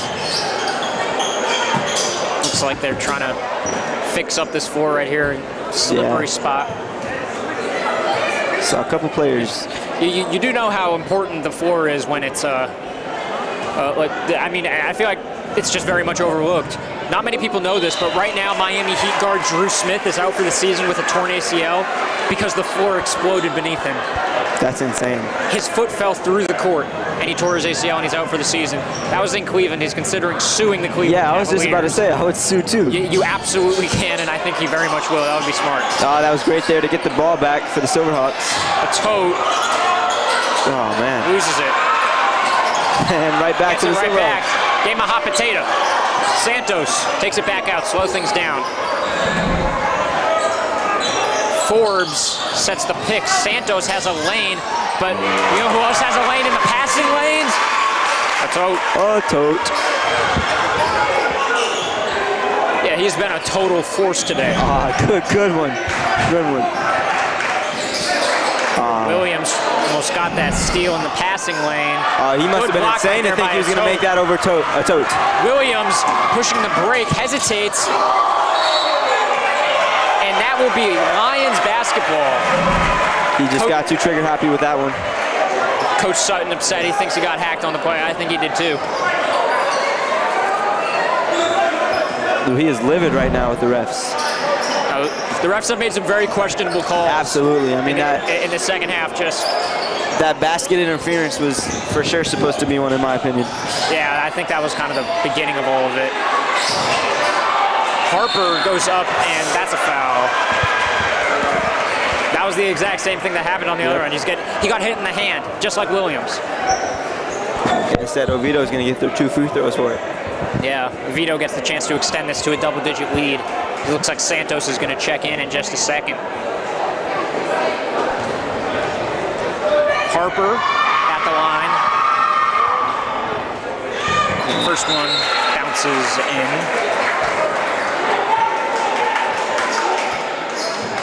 And Santos comes in for a tote. They're probably just giving him a little breather, and he's going to come back in soon. I think so. He's been a crucial part to this offense right now. They're going to bring him back in right when he has the chance because he's been crucial down the stretch. Santos bringing the ball up, guard by Samuels. Brother to brother right there. And that is Lions basketball.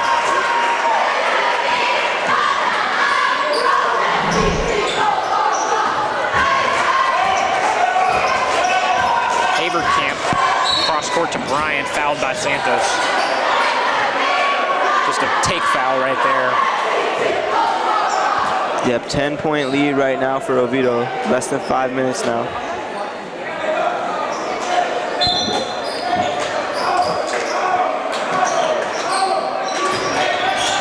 Haverkamp, screen right there by Penny Feather, and they will call an offensive foul on Haverkamp, pushing off of Samuels.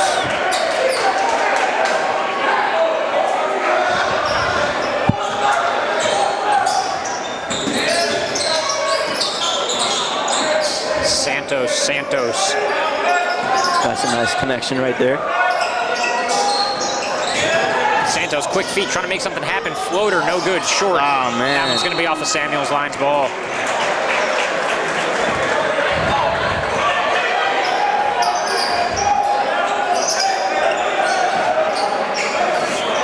Full court pass, that's Walmer who throws it up, no good. He was trying to throw the lob. Wow, Blocked oh right. my goodness. That was like a clean block from here from Samuels, but Maybe it wasn't because no reaction, no complaint. It's just these brutal mistakes that they're making right now. They look like they get a good defensive play, looking like they get a defensive rebound, and then it's going to end up in a foul and end up in at least one on the other side. Yeah, absolutely.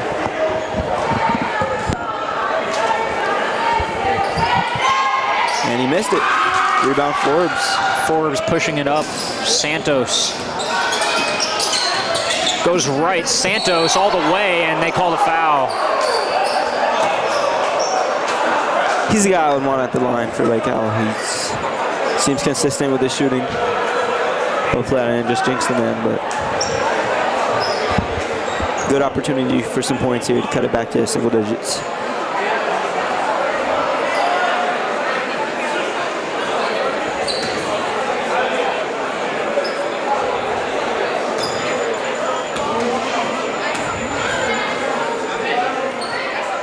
First one's good. Makes this a 10-point deficit. Yep. 4:11 left. They're going to need a very good stretch. And they're going to need to do this at a high pace too. So it's good. You need to do this high paced and under control. Absolutely, they have the time to do it. But now Santos needs to make this free throw. He doesn't. And can't get the rebound back either. Bryant goes behind the back. That will be a foul right there on Williams. That's the thing. They have to learn how to play defense in the paint without fouling.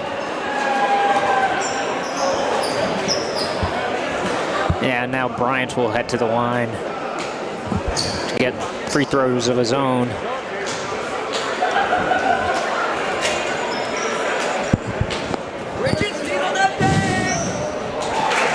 Drills the first one.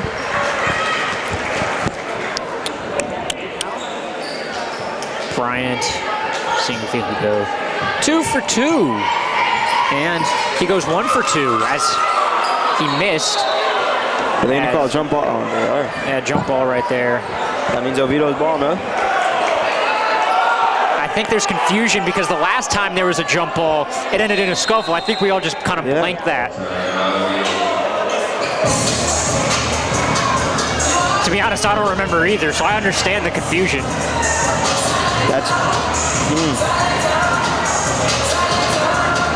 It's interesting, because they had a perfect golden opportunity, because it's starting to get to the point where Oviedo misses are getting kind of rare.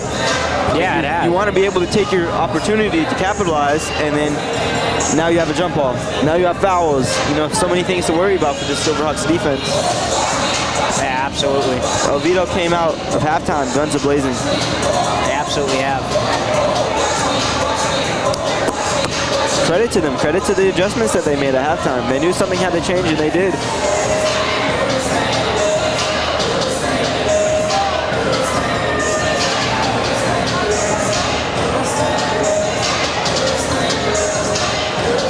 So 11-point game, a little over 4 minutes. They're trying to decide who gets the ball next.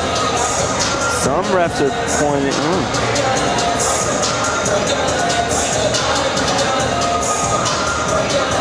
I believe it should be Silverhawks ball because the Lions did get it back coming out of the scuffle at the end of the third quarter. So it only makes sense to give the Silverhawks the jump ball here. I agree with that. It's going to be interesting. We'll see. Man, it's going to be Oviedo basketball. All right, I must be confused though. I think we all are. It's okay. Very confusing situation, especially with that scuffle that went down. I don't blame him. Corner for Walmer. Walmer gets it out to Bryant. Bryant, Walmer. Walmer. Yeah, no, they're just going to try to pass the ball around, drain as much clock as they can. It's a smart thing to do here. Bryant to, not Walmer, excuse me.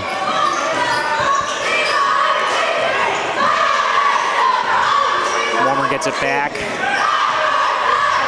Again, Lake Howell needs to press here because they're just taking time off the clock as Haverkamp lost it for a second, and now he's just standing there waiting for the tote to come over to him. And no good. He had a good opportunity there. Santos, you need to get some quick points here. Absolutely. This is a good opportunity. Passes it out to a tote for 3. That's big. Got it. A tote. Big time three. Yeah, that cuts it 8. That could make this a whole different game right now if the Silverhawks are able to capitalize. But that last Oviedo possession where they didn't score, they took up almost about a minute of clock. And that is crucial when you only have 3 left. Tote went for the steal. Walmer was open in the corner. Again, it's just still trying to drain clock. Again, a very good strategy. And good on them for not kind of panicking after that 3 made. And still sticking to it.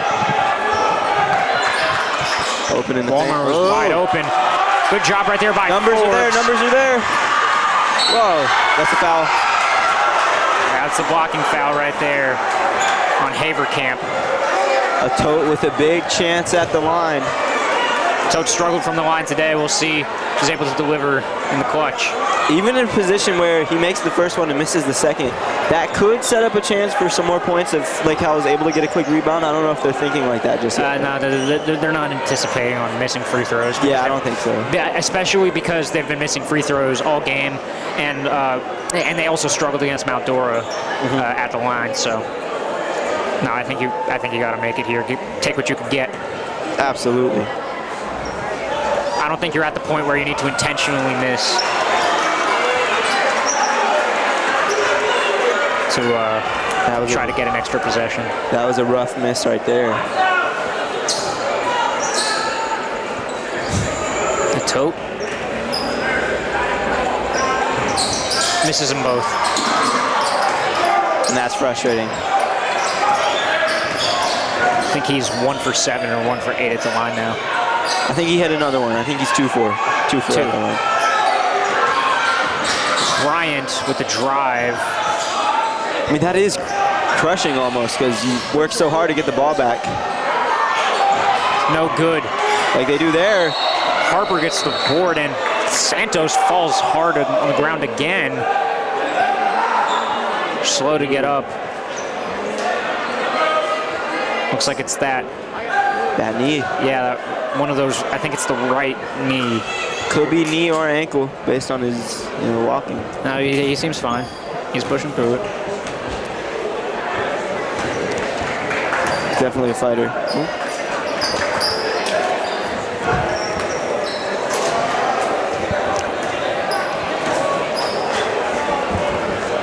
Here we go, 2 minutes to play.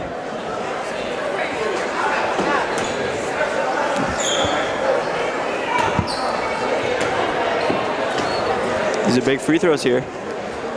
Santos makes the first. So, 4 for the 1. At the line again. Been automatic so far today. 2 for 2. 45-51. 6-point game.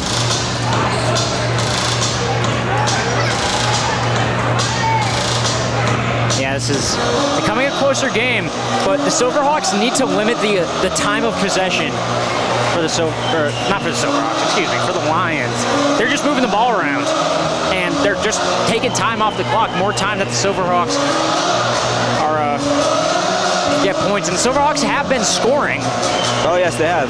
They need to keep capitalizing off of these opportunities, these defensive stops, and they have to limit.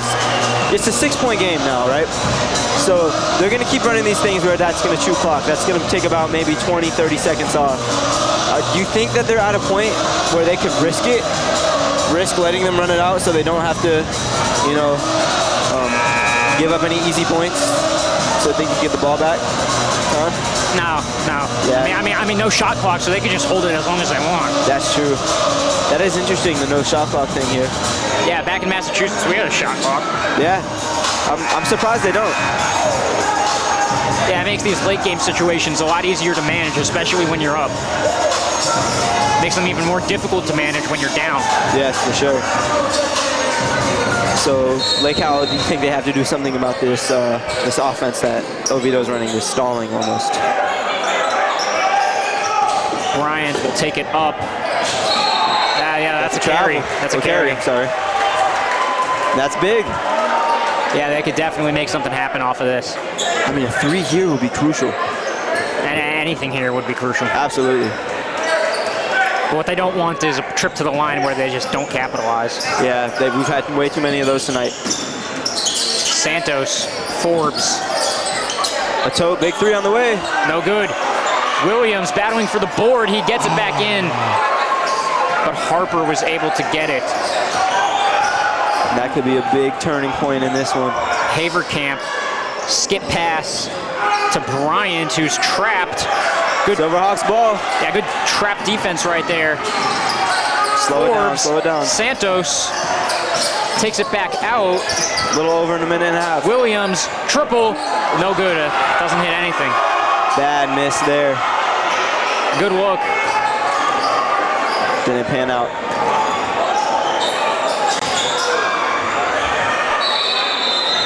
Maybe we'll call that Lions basketball. I think Samuels may have tapped that. I think so. Gotta have more active hands. So that was a Stevie. Bryant up. No good. Forbes loses it. Santos ends up with it. Thought about the triple. Takes it back out. He might have smarter shot. He takes that one. No good. Fevers. Forbes. And one. And one. That might have been the dagger. That might have been the dagger. Excuse me. That was Forbes. Very similar last names from the football season. Yeah.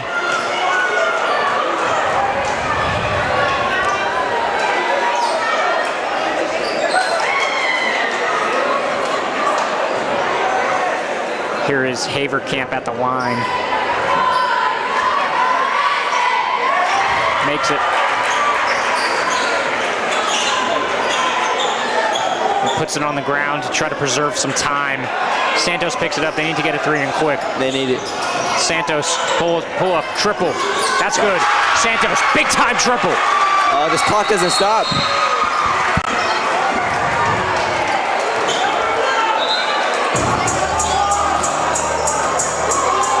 Timeout. Big time 3 from Santos. Still a 6-point deficit. They're going to need to do a little bit more climbing to come out of this hole. And right now, they're in a pretty big hole, especially considering the time that's left.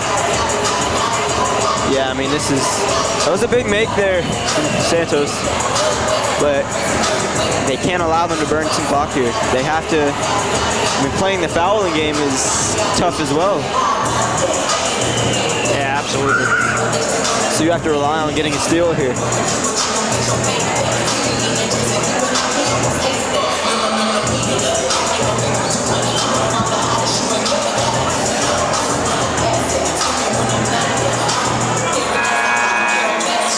See what Coach Sutton pulls out of his bag of tricks here. It needs to be something special. 26 seconds, down 6. Yeah, down 6. I had to do my math real quick.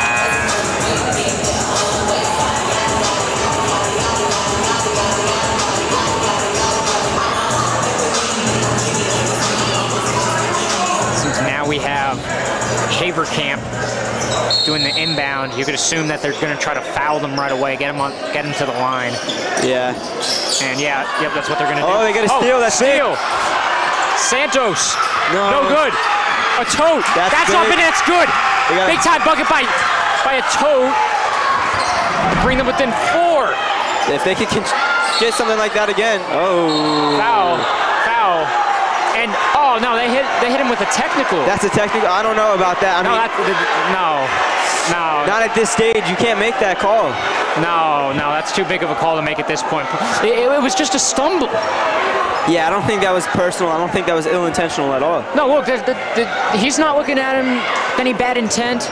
Yeah, I don't know if we'll be able to get the replay on that, but my goodness. Yeah, it's a big time call right there. Yeah, after the steal and a tote getting getting it. I mean, he would have got the free throws anyways, but they're gonna get the ball right back, and that's might be all she wrote here. Yeah, pleading his case to the official. Clearly upset with the call. The technical at this stage is huge. Free throw by Harper is good. Gets 2 free throws. Extend this lead. Oh, there's the replay. See if we could. That was the Atote layup. Oh yeah, that was a layup. That was smooth. Makes the second. 56 to 50. They're gonna get the ball right back. Yeah, and again, they're gonna need to foul them right away. Yeah, that's could be looking at another 2 points. 15 seconds to get 8 points. They're gonna have to play the fouling game some more. It's just.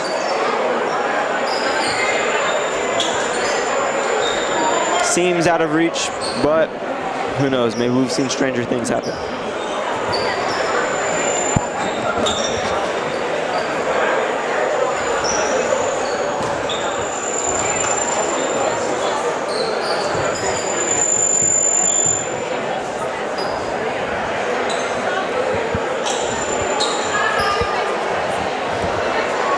As officials discussing something else here.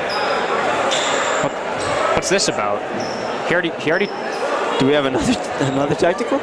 Was there a double tech? Is Atote still in the game? No, he's not. Who? Atote. He's not still in the game. I wonder if double tech is that? I don't know about that. Makes that one too. I don't know what that's about, man. That's just poor. 58 to 50, man. This Lions call a timeout. Yeah, it looks like we're gonna try and get an interview after this one with Coach Sutton. I don't know how smart of an idea that would be, but he's always been able to keep his composure for the interviews. Just to, oh, never mind. We're not gonna get that interview. Yeah, technical difficulties. Even if we were to, I think he would give us a fair interview. He's always been very sportsman, very calm about things. You know, speaking of great coaches, last week Greg Popovich, absolute class act. Clippers were visiting at home. Spurs were booing their former player and Finals MVP Kawhi Leonard. Yep. Popovich goes up, he grabs the PA mic and says, "Stop booing, this isn't who we are." The whole game paused because Popovich had something to say to the crowd. I think that's very classy of him, especially how so much of how Kawhi impacted that franchise. He brought him a championship. Absolutely, yeah. What more can you do for a franchise? Exactly. 2014, the last time the Spurs were at that big stage. As don't even think they're going to foul him anymore. They might just play this one out. They're going to make it respectable and play some defense, but make them work just a little bit, as that will do it for tonight. We will see the Lions take down the Silverhawks at home, coming from Oviedo to Winter Park, 58 to 50. We will have the post-game show in just a moment with Matt Clark and Richie Saponiak, the best in the business. Absolutely. Stay tuned.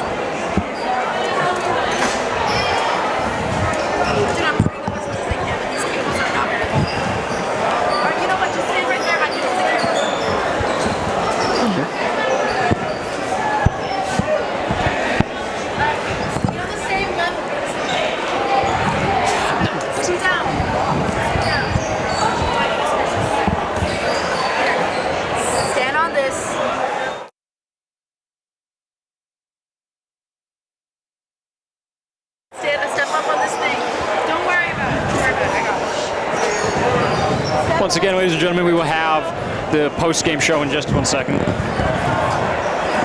need them to wire.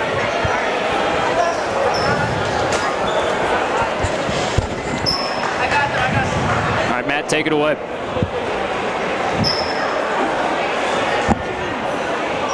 Oh. All right, well, here we are. The final score was 58-50, just an overall. It was an exciting game. Lake Howell had the lead for most of that first half, all of the first half, and then heading into the third quarter, Oviedo just flipped that switch. What do you think they told their players at halftime? Like, hey, we have to do this better to win this game. I think they just said that you need to play harder defense. That's all. They were slow off the ball defense. A lot of people think defense is blocking shots and getting steals, but in reality, defense is able to keep yourself composed, stay steady on your feet, but at the same time stay active on your feet. They did a better job of doing the on-ball defense, off-ball defense, stuff that doesn't show up in the box score, playing in the passing lanes. If you're blocking a passing lane, that doesn't show up in the box score. You don't see that in the stat sheet. That's why watching basketball is just as important as looking at the stats, because there's so much stuff that doesn't go in the stat sheet. That's exactly what they did today. Richie, what do you think about the Silverhawks and their late game collapse? Well, they did, they did show a lot of promise at the beginning of this game. It's just towards the end, the Oviedo did look like the better team. They had, the coaching advantage. It seemed like everything. They have the roster to compete, and they have that experience, the playoff squad and everything. It just looks like Lake Howell just wasn't able to keep up with how Oviedo was able to flip on that switch. It was a solid game. The defense showed up, and the offense was able to show up late in that game. It was just too little too late, and a crucial mistakes were those free throws. A lot of those misses caused, that lead, because if they would have made all those free throws, look how different the score would have been. Yeah, exactly. I mean, this was a close game. 8-point lead, 8-point win. It's not a blowout. Not at all. It's not a comfortable win. I wouldn't be comfortable with it if I'm Oviedo. No, not at all. And if I'm Lake Howell, of course I'm not happy because I lost. But we showed a lot. We showed a lot against an Oviedo team. That's a big, a threat for this area. A big playoff team. A team that knows what they're doing. And Lake Howell was up there with them up into the final seconds. And a big reason they lost was, those minor mistakes like the free throws, things that they can, work on and get better at. And then also, I don't like to play the ref card a lot, but the officiating wasn't, to par with how intense the game was. Yeah, exactly. Well, thank you, ladies and gentlemen, for tuning in tonight. My name is Matt Clark. I'm here with my co-host, Richie Saponiak. Thank you so much. God bless. Have a good night. Have a great night, guys.